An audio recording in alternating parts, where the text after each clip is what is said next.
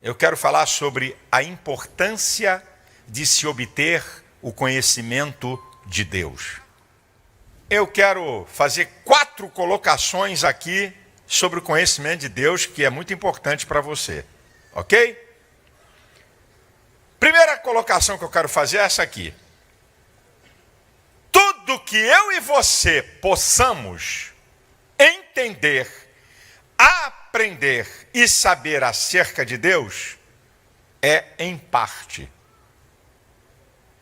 Em parte. Ok?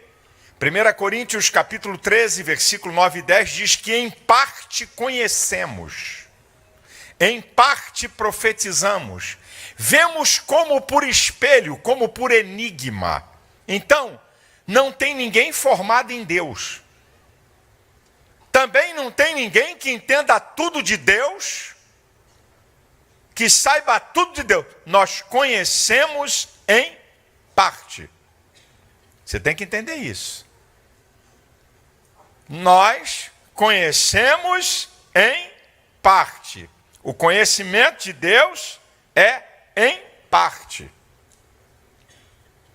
Eu já disse aqui, e vou aproveitar que eu estou gravando para televisão, e tem gente que me assistindo na TV e pela internet, é aquela história que eu já falei, quando eu, com um diretor, um cara muito inteligente de uma emissora de televisão, a gente conversando sobre Deus, aí ele me fez um questionamento dizendo que ele não acreditava em Deus, porque ele não entendia muita coisa sobre Deus. E eu disse para ele, rapaz, olha que coisa interessante, o ponto pelo qual você diz não acreditar em Deus, é o ponto pelo qual eu acredito em Deus. Aí ele falou, não estou entendendo. Então eu te explico. Você disse que não crê em Deus, porque você não entende muita coisa sobre Deus. E eu estou dizendo para você que eu creio em Deus, porque eu não conheço muita coisa sobre Deus. Porque se eu entendesse tudo sobre Deus, quem era Deus era eu. É lógico, meu irmão. Você quer entender tudo da mente eterna? Uma mente limitada pelo pecado, pela condição humana? Como é que uma mente limitada vai entender uma mente que é eterna? Não dá. Então, o conhecimento de Deus é em parte. E para ajudar nessa, o conhecimento de Deus é em parte e o que se pode conhecer. É o que Paulo diz em Romanos 1,19. O que de Deus se pode conhecer neles, nos homens, se manifesta. Para que os homens fiquem inexcusáveis. Porque a sua divindade, como o seu eterno poder, claramente se vê e se entende pelas coisas que estão criadas. Olha o que o apóstolo Paulo está dizendo, tá? A verdade é que Deus não manifesta tudo dele para nós, porque se ele manifestasse tudo dele para nós, nós vamos ficar perturbado mental. Por isso que Deus manifesta em parte, porque ele está sabendo que o homem tem uma mente limitada e que não vai conseguir entender tudo do mundo dele. Então, a revelação dele é em parte. Certo? E a revelação dele é o que se pode. É em parte e o que se pode. O que se pode conhecer, Deus manifesta. O que se pode. Até o limite máximo do alcance da mente humana. Terceiro. Olha o que diz o salmista no Salmo 139, versículo 6. Quando ele tentava entender a onipotência e a onisciência de Deus, como é que é esse negócio? Um Deus que sabe tudo e sabe antecipadamente. Porque dentro da onisciência tem a presciência. Vai dormir com um barulho desse. Entender a onipotência de Deus, a onisciência de Deus, a onipresença de Deus. Aí ele diz, tal ciência é maravilhosíssima para mim, tão alta que eu não posso atingir. Quando eu fico vendo uns bocó filósofo, metido a inteligente, a sabichão, eu fico rindo. Os caras pensam, como quem diz, o Deus desse povo é um medíocre. A minha filosofia, o meu conhecimento, a minha formação, e Deus está rindo da cara desses panacas. Dessa coisa. Coitado dele, sabe nada. E o salmista foi esperto. Falei, esse negócio é muito profundo, né? De onde eu vou me esconder de ti? Se chegar ao céu, tu estás.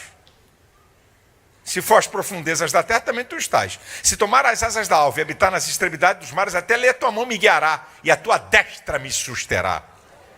Os teus olhos viram o meu corpo ainda informe. Isso é na fase embrionária. E todas essas coisas iam sendo anotadas no teu livro quando nenhuma delas existia. Deus tem um livro com tudo anotado sobre você. Quantidade de fios de cabelo, diâmetro das válvulas do coração, tamanho de osso. Rapaz, isso é mundo de doido. Vai querer entender um barulho desse? Antes que você existisse, Deus já sabia todos os detalhes acerca de você que você nem sabe. Só para você saber a grandeza do Deus que nós servimos. E em quarto lugar, conhecemos a Deus em parte, conhecemos a Deus naquilo que é possível conhecer. É uma ciência muito alta para a mente humana. E em quarto lugar, o conhecimento de Deus é contínuo.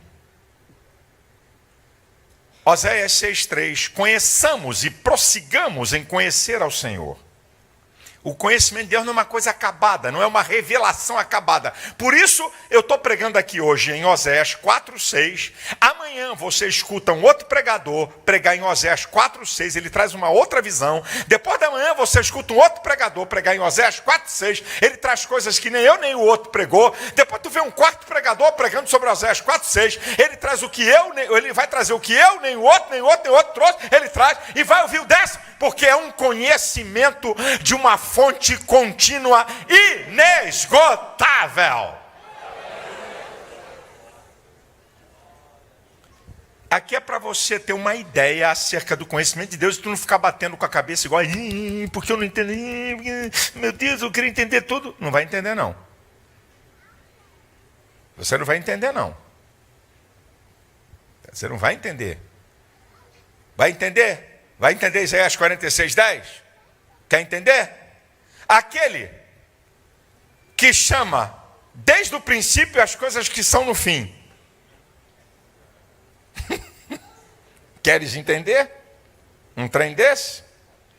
E anuncia as coisas da antiguidade, lá na antiguidade, que ainda hão de acontecer. Fica na tua, meu irmão. Fica na tua que tu vai ficar perturbado.